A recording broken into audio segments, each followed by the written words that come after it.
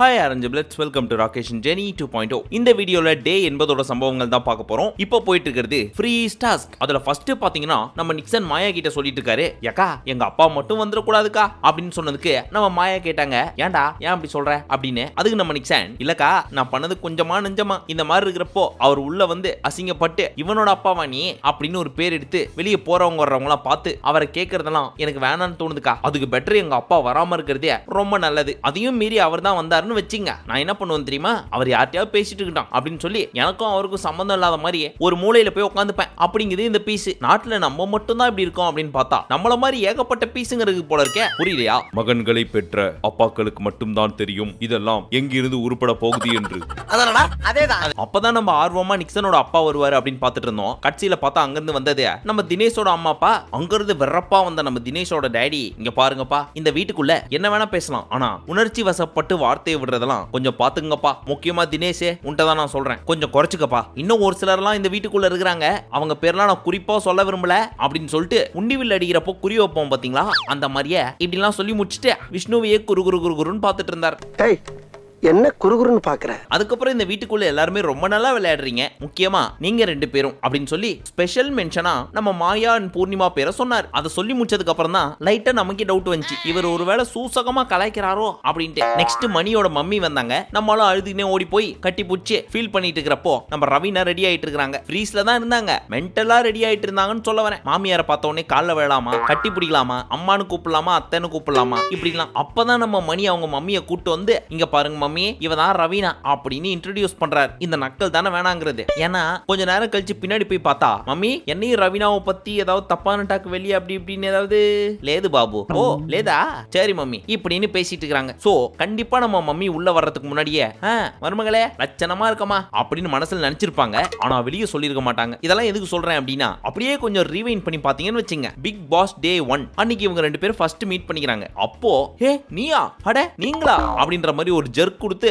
தெரியாத மாதிரியே பாத்துக்கிட்டாங்க தெரியுமா. அதே மாதிரி இங்கேயும் வந்து அவங்க அம்மாக்கும் சரி இவங்களுக்கும் சரி ஒன்னும் தெரியாத மாதிரியே காமிச்சுக்கிறாங்களாமா. ஆனா நமக்கு என்ன புரிஞ்சு இதை பாக்குறப்போ அப்படின்னா, ஏற்கனவே வீட்டுல அவங்க அம்மாட்ட அப்ரூவல் எல்லாம் வாங்கிட்டாரு, நான் இந்த பொண்ணை தான் லவ் பண்றேன், இந்த பொண்ணை தான் கல்யாணம் பண்ணிக்க போறேன் அப்படின்ட்டு. ஆனா ரவீனாவோட ஃபேமிலிக்கு இப்ப வரைக்கும் அப்ரூவல் கிடைக்கல அப்படின்றதுதான் நம்மளோட டாக்டர் மூளைக்கு தோணுது. ஆனா நேத்து நம்ம ரவீனாவோட பவ்யத்தெல்லாம் பார்க்கணுமே. அடா அடா அடா, கிட்டத்தட்ட 80 நாள் ஆச்சு, இப்ப வரைக்கும் இந்த மாதிரி ஒரு சீனை நாங்க பார்த்ததே இல்லையமா. வெக்கப்படுறாங்க, மரியாதையா நடந்துக்கிறாங்க, எல்லாத்தையும் தாண்டி அப்படின்ற குட்டிச்சாத்தான் சிரிப்பு வரவே இல்லை.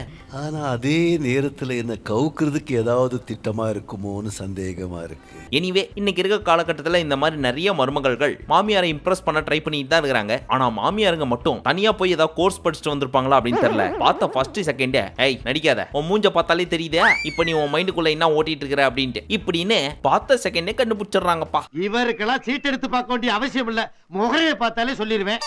சரி நம்ம பேக் டு விஷயத்துக்கு வருவோம். அதுக்கப்புறம் நம்ம மணியும் அவங்க மம்மியும் தெலுங்குலயே பேசிட்டு இருந்தாங்க. இதை கேட்ட Bigg Boss, I know 5 mother tongue அப்படின்னு சொல்லி தெலுங்குல பேசி தமிழ்ல பேச சொன்னார். அதனால இவங்க 3 பேரும் சுத்தி உட்காந்துக்கிட்டு ஃபேமிலியா பேசிட்டு இருந்தாங்க. அப்ப நம்ம அம்மா என்ன சொன்னாங்கன்னா, நாங்களாம் ஆரம்பத்துல பயந்துட்டே இருந்தோம்ப்பா, மணி சீக்கிரம் வெளியே வந்துருவானோ அப்படின்ட்டு. அதுலயும் 2 வீக்ஸ்க்கு முன்னாடிலாம் கண்டிப்பா வந்துருவான் அப்படின்னு முடிவே பண்ணிட்டோம். நல்ல வேலை வரல இப்படிலாம் சொல்லிட்டு இருக்கிறப்போ, நான் இந்த வாரம் நாமினேட் ஆயிருக்கேம்மா, நான் வெளியே போயிட்டுமா அப்படின்னு போட்டு வாங்குறாங்க நம்ம ரவீனா. அதுக்கு அந்த அம்மா என்ன சொல்றாங்க அப்படின்னா, இல்லம்மா உள்ள இரு அப்படின்றாங்க. அவங்களுக்கு அவங்க பயம், இந்த பீஸ் இருக்கிறதுனாலதான் அந்த பீஸும் காலத்தை தள்ளிட்டு இருக்குது. ஒருவேளை இந்த பீஸ் வெளியே வந்துருச்சுன்னா அந்த பீஸ் என்ன பண்ணும் அப்படின்றது அவங்களோட பயம். ஆனா பெருசா வெளியே காட்டிக்கல. நம்ம அம்மாக்களை பத்தி நமக்கு தெரியாதா?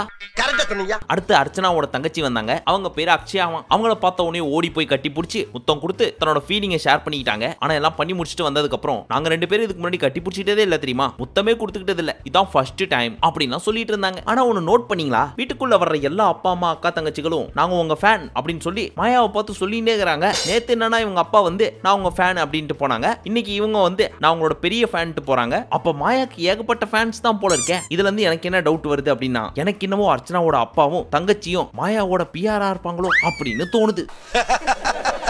நக்கல்யா அவனுக்கு.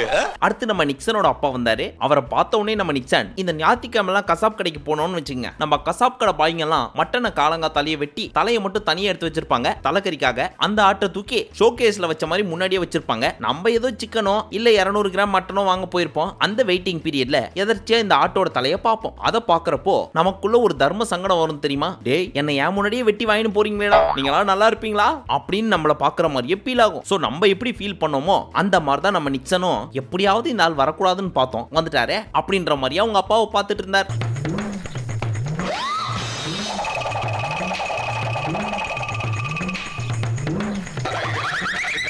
அதுக்கேத்த மாதிரி அவர் உள்ள வந்த உடனே செஞ்சாரு பாருங்க வச்சு. அதுல ஃபர்ஸ்ட் எடுத்தோடனே அர்ச்சனாவை கூப்பிட்டு, அர்ச்சனா ரொம்ப நன்றிமா. ஏன்பா எனக்கு இதுக்கு நன்றி சொல்றீங்க? ஓப்பனாவே சொல்லிடுறமா, இவன் திருந்தறதுக்கு ஒரு வாய்ப்பு கொடுத்த பத்தியா, அதுக்கு தான்மா நன்றி சொல்றேன். அட அப்பா உடுங்கப்பா, அவன் எனக்கு தம்பி மாதிரி. அப்படி இல்லமா, ஒரு சில விஷயம்லாம் நீ பண்ணதுனாலதான் என்னால இந்த வீட்டுக்குள்ள தலை நிமிந்து வர முடிஞ்சு. இந்த வீட்டுக்கு வரப்போறதுக்கு முன்னாடி இவன் ஒரு கருங்கல்லா இருந்தான். இப்போ நீ அவனை செதுக்கிட்ட. இவனுக்குள்ள 70% நல்லவன் 30% கெட்டவன் இருக்கிறான். ஆனா நீ பண்ண செதுக்கல்ல 70% நல்லவன் பெருசா தெரிய ஆரம்பிச்சிட்டான். சோ அதுக்கு மிகப்பெரிய நன்றிமா. ஸ்கூல் காலேஜ்ல நல்லா தான் படிப்பான், ஆனா அங்கெல்லாம் திருத்த முடியாது இவனை. 100 நாள் வீட்டுக்குள்ள போட்டு அச்சி வச்சு செஞ்சீங்க பாத்தீங்களா, ரொம்ப பெருமையா இருக்குமா. அது இவனுக்கு பிளஸ்ஸோ இல்லையோ, எனக்கு ரொம்ப பெரிய பிளஸ்மா. என்ன பண்றது, மத்த அப்பாக்கள் மாதிரியே நான் இவனை ஃப்ரீயா வளர்த்துட்டேன். சனியை சாயந்தரம் 7 மணிக்கு தான் எந்திருக்கும். நாய் குலைச்சா கூட எந்திருக்காது. அந்த நாயோட சேர்ந்து நாங்களும் குலைப்போம், அப்போ எந்திருக்க மாட்டான். எது எப்படியோ இப்ப அவனே அவன் வாயால திருந்திட்டேன் அப்படின்னு சொன்னதுனால உன்னை நான் அன்பிளாக் பண்றேன்டா. ஆனா இப்ப இல்ல, வெளியே வந்ததுக்கு அப்புறம் அப்படின்னாரு. ஏன்னா வீட்டுக்குள்ள நல்ல பாம்பு வேஷம் போட்டு வெளியே வந்து சார பாம்பு வேலை பார்த்துச்சுன்னா என்ன பண்றது அப்படின்றது அவரோட பயம். எல்லா அப்பாக்களும் என் அப்பா மாதிரியே இருக்கிறாங்களே. பட் நிக்சனோட அப்பா அவர்களே, நீங்க நிறைய டைம்ஸ் வச்சு செஞ்சிட்டீங்க அப்படின்ற வார்த்தை யூஸ் பண்றீங்க. எங்க ஆண்டவருக்கு வேற இந்த வார்த்தை பிடிக்காது. சோ பாத்து இருந்துக்குங்க. அவர் கோவம் வந்துச்சு அப்படின்னா ஆவடியில இருக்க உங்க வீட்டுக்கே வந்து மிரட்டுறதுக்கும் வாய்ப்பு இருக்குது. ஏயா நான் சரியா பேசுறேன்? சரியா தான் இருக்கு. ஏயா நான் சரியா பேசுறேனா? ரொம்ப கரெக்ட் கரெக்ட். நெக்ஸ்ட் இந்த தீபாவளிக்கு சரவடி வெடிக்கிறப்போ ஆரம்பத்துல பட்ட பட்ட பட்ட பட்ட பட்ட பட்டன்னு வெடிச்சிட்டு லாஸ்ட் அங்கங்க டப்பு டப்புன்னு வெடிக்கும் தெரியுமா? அந்த மாதிரி தான் இருந்துச்சு நம்ம நிக்சனோட அப்பா பண்ணது. வந்த 10 நிமிஷம் நிக்சனை உண்மையாவே செய்யின்னு செஞ்சு விட்டாரு. ஏன்னா அர்ச்சனாக்கு மட்டும் நன்றி சொல்லாம பிக் பாஸையும் கூப்பிட்டு, பிக் பாஸ் அடிச்சா திருந்தாத பையனை ஆப்போ வச்சு திருத்திருக்கீங்க, அதெல்லாம் உங்கள்கிட்ட தான் கத்துக்கணும். ஏன்னா கேப்டன்ற ஒரு போஸ்டிங்கையும் கொடுத்து ஒரு பெல்லையும் கொடுத்தீங்க பாத்தீங்களா, அங்க நிக்கிறியா நீ? சரி விட்றா, இப்ப என்ன டைமுக்கு எந்திரிச்சிடுறியா? எந்திரிச்சிடுறான்பா. கேடி பையன் மேடம் இவன் சொல்லாம கொள்ளாம இங்க ஓடியான்ட்டான். எங்க இவன் தேடி பாக்குறேன், எங்க அம்மாட்ட மட்டும் சொல்லிட்டு இங்க வந்துட்டான். இங்க வந்ததுக்கு அப்புறம் தான் எனக்கு தெரியுது இந்த மாதிரி ஒரு ஷோக்கு வந்திருக்கான் அப்படின்ட்டு. நான் வேற இந்த ஷோவை இதுக்கு முன்னாடி பார்த்தது கூட கிடையாது. அப்புறம் வந்து பார்த்தா உள்ள உட்காந்துட்டு இருக்கான். அட கம்முனாட்டி பயல அப்படின்னு திட்டலாம் தான் வந்தேன். இப்போ இவன் பண்ணதெல்லாம் பாக்குறப்போ ரொம்ப பெருமையா இருக்கு அப்படின்னு பெருமிதம் கொண்டார் நிக்சனோட நைனா. அவங்களுக்கு பிடிக்கிற மாதிரி நடந்துட்டு இருக்கேனாப்பா. நான் ஒரு முடிவெடுத்தா சரியா இருக்கும்னு நம்புறீங்களாப்பா?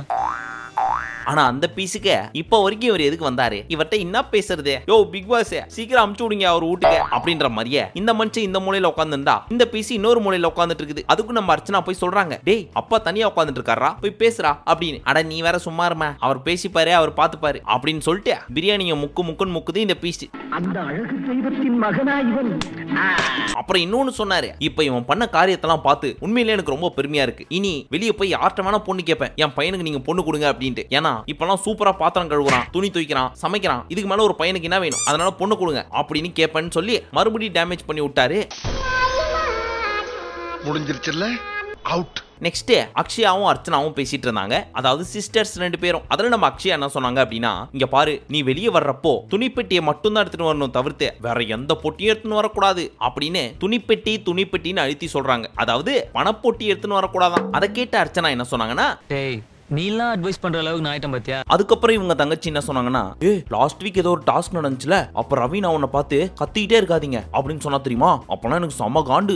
இவ சிரிக்கிறப்ப தெரியலையா அப்படின்லாம் சொல்றது கேட்டு நம்ம அர்ச்சனா, விட்ரி சின்ன பொண்ணு ஏதோ சொல்லிட்டா அப்படின்னு கன்வின்ஸ் பண்ணிட்டு இருக்காங்க. அப்பதான் எனக்கு ஒரு டவுட், ரவினா சின்ன பொண்ணு அப்படின்னா அர்ச்சனாக்கே வயசு 24 25 தான். அவங்களோட தங்கச்சியான இவங்களுக்கு அதிகபட்சம் 21 22 தான் இருக்கும். நம்ம ரவினாக்கோ வயசு 19 20 தான். அப்போ 19க்கும் 21க்கும் அவ்வளவு பெரிய டிஃபரன்ஸா? புரியலையா? இல்ல ரவினா சின்ன பொண்ணுனா இவங்க பெரிய பொண்ணு. அப்போ ஜப்பான்கார என்னென்னமோ கண்டுபிடிக்கிறா, நான் எதை கண்டுபிடிச்சிட்டு வந்துக்குது. அடுத்து விஷ்ணுவோட சிஸ்டர்ஸ் வந்தாங்க. அந்த பீஸும் நம்ம நிக்சன் மாதிரி தான். ஸ்டார்டிங்ல என்ன சொல்லிச்சு அப்படின்னா, எங்க வீட்ல இருந்து யாரும் வரக்கூடாது, எனக்கு ஃப்ரெண்ட்ஸ் வந்தா பெட்டரா இருக்கும் அப்படின்ட்டு. இதை நீங்க நேத்தோட அன்சீன்ல பாத்துருக்கலாம் நம்ம ராகேஷ் ஜெனி சேனல்ல. பார்க்காதவங்களுக்கு அவர் என்ன சொன்னாரோ அதை மட்டும் சொல்லிடுறேன். எனக்கு என் ஃபேமிலில இருந்து வர்றதை விட என் ஃப்ரெண்ட்ஸ் வந்தா பெட்டரா இருக்கும். ஏன்னா எங்க ஃபேமிலிக்குள்ள நாங்க பெருசா பேசிக்க மாட்டோம். அப்படி இருக்கிறப்போ அவங்களை கூட்டு வந்து என்னத்த நான் பேச வைக்கிறது அப்படின்னு யோசிச்சுட்டு இருந்தார். ஃபைனலி இவங்க சிஸ்டர்ஸ் வந்தாங்க. சோ இவங்களை பார்த்த உடனே, ஏய் உங்க 2 பேரும் யாரும் வர சொன்னா அப்படின்ற மாதிரியே பார்த்துட்டு இருந்தாரு. ஆனா நம்ம பூர்ணிமா அதுக்கு அதுக்கு முன்னாடி வரைக்கும் அந்த புடவைய மடிச்சு இடுப்புல சொருவி வச்சிருந்தாங்க. இவங்க ரெண்டு பேரையும் பார்த்த உடனே சிங்கிள் ஃபிளீட் விட்டு அங்க இருந்து பவ்யமா நளினத்தோட நடந்து வந்து வணக்கம் அப்படின்னு வணக்கம் வச்சாங்க. நமஸ்கார். என்ன மைண்ட் செட்ல வந்து அந்த வணக்கத்தை வச்சாங்களோ தெரியல. ஆனா என்னதான் இவங்க வணக்கம் வச்சாலும் ஒன்னெல்லாம் எங்க வீட்டு பொண்ணா ஏத்துக்க முடியாது அப்படின்னு சொல்லி அந்த சிஸ்டர்ஸ் ரெண்டு பேர் நினைச்சாங்களா என்னன்னு தெரியல. மாயாவையும் சரி பூர்ணிமாவையும் சரி எப்பெல்லாம் பாக்குறாங்களோ அப்பெல்லாம் முறைச்சினே இருக்கிறாங்க. நம்ம யார் வம்புக்கும் போறது இல்ல, யார் தும்புக்கும் போறது இல்ல. நம்ம உண்டு நம்ம சோழி உண்டுன்னு போயிடுறது. அதுக்கப்புறம் இவங்க சிஸ்டர்ஸ் விஷ்ணுவோட தனியா உட்காந்து பேசிட்டு இருந்தாங்க. அப்ப என்ன சொல்லிட்டு இருந்தாங்க அப்படின்னா, நீ மட்டும் தான் இந்த வீட்டுக்குள்ள போறேன், வீட்டுக்கு போனோம், I want to go home அப்படிலாம் சொல்லாம இருந்த. கடைசியில 11வது வாரத்துல நீயும் சொல்லிட்ட. இப்படி எல்லாம் பேசிட்டு இருக்கிறப்போ அங்க இருந்து வந்த மாயாவதி பூர்ணிமாவை கூட்டு வந்து பொண்ணு பாக்குறப்ப பக்கத்துல உட்கார வைப்பாங்க தெரியுமா, அந்த மாதிரி உட்கார வச்சு தள்ளி எல்லாம் விட்டு கல்யாணத்துல மணப்பெண் தோழி ஒரு சில வேலை எல்லாம் பண்ணுவாங்க தெரியுமா, அந்த மாதிரி ஏதோ பண்ணிட்டு இருந்தாங்க. அதை பாக்குறப்போ ஏமா உனக்கு என்னதாமா ஓணும், சேர்ந்தாலும் சேர விட மாட்டேற, பிரிஞ்சாலும் பிரிய விட மாட்டேற, ரெண்டுத்துக்கும் நடுவுல பல்லுக்கு நடுவுல மாட்டின பருப்பு மாதிரியே ஏதாவது ஒண்ணு பண்ணிட்டு இருக்கிற, என்னதான் ஓணும் உனக்கு அப்படின்னு தான் கேட்க தோணுச்சு. என்னதான் வேணும்? அப்ப நம்ம சிஸ்டர்ஸ் என்ன சொன்னாங்க அப்படின்னா, இங்க பாரு இந்த வீட்டுக்குள்ள யாரையும் நம்பாத, முக்கியமா இந்த மாயான் பூர்ணிமாவை நம்பவே நம்பாத. அவங்க ரெண்டு பேரோட ஃப்ரெண்ட்ஷிப் நல்லா இருக்கு, அதுக்குள்ள நீ போகாத, எல்லாரும் கூடயும் காமெடியாரு, ஈக்குவலா பேசு. ரொம்ப முக்கியமா நீ ஒன்னு பெருசா பேசிட்டு அடுத்த நாள் என்ன பேசணும் அப்படின்றதையே மறந்துடுவ. ஆனா இந்த வீட்டுக்குள்ள இருக்கிற ஒரு சில கேங்கு நீ என்ன பேசின அப்படின்றத பின் பாயிண்ட் பண்ணி குத்தி குத்தி காட்டுவாங்க. அதை நீ சொன்னியா சொல்லியா அப்படின்றது கூட உனக்கு தெரியாது. அதை தெரியாம அடுத்த நாள் ஒரு வேலை சொல்லியிருப்பனோ அப்படின்னு யோசிச்சு மன்னிப்பும் கேட்டுருவேன். சோ அவங்க அட்டாக் பண்றதுக்கு ஈஸியா நீ வாய்ப்பு எடுத்து கொடுத்துருவேன். சோ நீ என்ன பண்ற அப்படின்னா, ஒன்னு குரூப்பா உட்காந்து பேசு, இல்லனா பேசவே பேசாத, பட் எந்த காரணத்தை கொண்டும் பர்சனலா உட்காந்து பேசிராத அப்படின்னு பயங்கரமா ஹிண்ட் கொடுத்துட்டு இருக்காங்க. இதெல்லாம் வச்சு பாக்குறப்போ அடுத்த சீசன்ல இவங்க தங்கச்சி உள்ள வரதுக்கு நிறைய வாய்ப்புகள் இருக்குது. பிகாஸ் பிக் பாஸ் குள்ள வரதுக்கான 10 பொருத்தமும் பச்சக்கு பச்சக்குன்னு பொருந்திருக்குது இந்த பொண்ணுக்கு. எங்க ரெண்டு பேருக்கும் 10 பொருத்தமும் பச்சக்கு பச்சக்கு பச்சக்குன்னு பொருந்திருக்கு. பட் இது எல்லாத்தையும் ஹைலைட் என்ன தெரியுமா, பூர்ணிமா போய் உட்காந்து பேசலாம்னு சொல்லி பக்கத்துல போய் உட்கார்ந்தாங்க. அப்போ என்ன சொல்றாரு உங்க அண்ணன், எப்ப பார்த்தாலும் கேம்னு பேசிருப்பாரு, இதான் இவர்ட்ட ஒரே கெட்ட பழக்கம் இப்படின்னு புதுசா கல்யாணம் ஆன பொண்டாட்டி மாதிரியே பேசிட்டு இருந்தாங்க. பட் அதை கேட்டு அவங்க தங்கச்சி இல்ல எந்நேரமும் ஃப்ரீயாவே இருக்காருல, சோ அப்படி பேசிருப்பாரு இப்படி எல்லாம் சொல்றதை கேட்டு நம்ம பூர்ணிமாக்கு புரிஞ்சு போச்சு. ரைட்டு, இந்த ரெண்டு பீஸுங்களுக்கும் நம்மள பிடிக்கல, அட்டாக் பண்ற மோட்ல வந்திருக்குதுங்க அப்படின்றதுனால எதுவும் பேச முடியல, அதே மாதிரி மழுப்பவும் செய்யணும். சோ எப்படி மழுப்புனாங்க அப்படின்னு கேட்டீங்கன்னா, நம்ம நார்மலா ஜென்ரலா பேசுறதெல்லாம் வெளியே காமிக்கவே மாட்டாங்க போல இருக்கு மாயா அப்படின்னு சொல்ல, ஏங்க எதுக்கு நம்மன்னு என்னையும் சேர்த்துக்கிறீங்க, நீங்க என்ன நீங்க மட்டும் சொல்லுங்க, நானா விஷ்ணு கிட்ட பேசவே மாட்டேனே அப்படின்னு சம்பந்தம் இல்லாம பேசிக்குதுங்க. எதுக்கு அப்படி பேசுதுங்க அப்படின்னு பாக்குறப்போ அங்க இருந்து இந்த சின்ன தங்கச்சியை குறுன்னு இதுங்க ரெண்டுத்தையும் முறைச்சினே இருக்கிறாங்க. அப்புறம் எப்படி வார்த்தை வரும்? இப்ப ஓடுறதா நிக்கிறதா தெரியலையே, இன்னைக்கு என்ன தீர்மானத்தோட வந்திருக்கான் தெரியலடா சாமி. அதனாலதான் சம்பந்தமே இல்லாம இந்த ரெண்டு பீஸுங்களும் ஏதோ பேசினேன் முறைச்சின்னு உட்காந்துட்டு இருக்குது. இதுல மாயா என்ன பேசுறனே தெரியாம அவங்களோட மூஞ்சியும் பார்க்காம பேச்சும் கொடுக்காம பக்கத்துல வந்து உட்காந்துட்டோமே அப்படின்றதுக்காக எங்கேயோ வேடிக்கை பார்த்துட்டு உட்காந்துட்டு இருக்காங்க இவங்க பேசிட்டு இருக்கிறப்போ. ஹலோ, நான் உங்கள்ட்ட பேச விரும்பல. ஏண்டா உங்களுக்கு டீசன் பத்தல அப்படிங்களா? அப்பதான் நம்ம நிக்சன் போய் இந்தாங்கப்பா பேட்டரி போட்டுங்க அப்படின்னு கொடுத்துட்டு, எல்லாரும் ஃபேமிலியா உட்காந்துட்டு இருக்கீங்க. அந்த பக்கம் என்னன்னா விஷ்ணு பூர்ணிமா எல்லாரும் உட்காந்துட்டு இருக்காங்க, இந்த பக்கம் நீங்க பேசுங்க அப்படின்னு சொல்ல நம்ம மணியும் சர்காஸ்டிக்கா, அப்புறம் ஐஷோட ட்ரெஸ் எல்லாம் இருக்குதப்பா எடுத்து கொடுத்துட்டியா அப்படின்னு சொல்றது கேட்டு, அட இருந்தாலும் ஒருத்தன் அப்படின்னு புலம்பினே அந்த பீஸ் போயிடுச்சு. ஆனாலும் நம்ம மணியோட அம்மா, அட உடுப்பா சின்ன பையன் ஏதோ புத்தி கெட்டு போய் பண்ணிட்டான் அதையே சொல்லிட்டு அப்படின்னு எவ்வளவு ஷார்ப்பா கண்டுபிடிச்சாங்க பாத்தீங்களா. நம்ம தான் நம்ம மம்மிஸ்க்கெல்லாம் நம்மளை பத்தி பெருசா ஒண்ணும் தெரியலன்னு நினைச்சிட்டு இருக்கிறோம். ஆனா இந்த அம்மாக்களுக்கெல்லாம் நம்மள இன்ச் பை இன்ச் தெரிஞ்சிருக்குது. உன்னை தெரியும்டா எனக்கு, என்னென்ன வேலைக்கு எப்படி முடிய டைப்பா மாத்துவேன்னு எனக்கு தெரியும். நெக்ஸ்ட் நம்ம வீட்டுக்குள்ள இருக்கிற எல்லா ஃபேமிலிஸையும் ஒன்னு கூடி இந்த வீட்டுக்குள்ள இருக்கிற கண்டஸ்டன்ட்ஸ்ல ஃபேமிலிஸோட ஃபேவரட் யாரு அப்படின்னு சொல்லி கூடி பேசி சொல்லுங்க அப்படின்னு சொல்லியிருந்தாங்க. சோ நம்ம ஃபேமிலிஸ் எல்லாரும் ஒன்னு கூடி விஜய் வர்மான்ட்டாங்க. ஆக்சுவலா 1 hour ஷோல பார்க்காம லைவ்ல பார்த்திருந்தீங்கன்னா ஒரு பாலிடிக்ஸ் நடந்துச்சு, ஒரு ஃபன்னியான பாலிடிக்ஸ். அது என்னன்னு சொல்லி ஜெனி லைவ்ல சொல்லுவாங்க. எனிவே விஜய் வர்மாக்கு எல்லாரும் வாழ்த்துக்கள் சொல்லி போர்ட்ல எழுதி விஷ் பண்ணி கொடுத்திருந்தாங்க. அதை பார்த்து அந்த பீஸுக்கு ரொம்ப குஷியாயி போச்சு. லாஸ்ட் அண்ட் ஃபைனலி 7 போயிட்டு இருந்த பூர்ணிமாவை கூப்பிட்டு, எங்க வாங்க, நான்லாம் ஒரு விஷயத்துல ப்ரோ தெரியுமா. எந்த விஷயங்க? இப்ப அப்படியே என்னோட கால் மேல உங்களோட லேப்பை வச்சிங்கன்னு வச்சுங்க, அல்லேக்கா உங்களை எப்படி தூக்குறேன்னு மட்டும் பாருங்க. இல்லைங்க வேணாங்க, அட வாங்க பண்றேன், இல்ல ப்ளீஸ்ங்க வேணாங்க, அட வாங்கல அர்ச்சனா கொஞ்சம் நவருங்க, விச்சு மேம் கொஞ்சம் நவருங்க, இப்ப இப்படியே ஏறுங்க பாப்போம் அப்படின்னு அல்லேக்கா அப்படியே தூக்கி மல்லாக்கா அந்த பக்கம் போட்டாங்க. இந்த பீஸும் ஃபைட் சீன்ல வர்ற டூப்பு மாதிரியே உருண்டு போய் 2 கட்டலுக்கு நடுவுல குப்புறப்படுத்துக்குச்சே.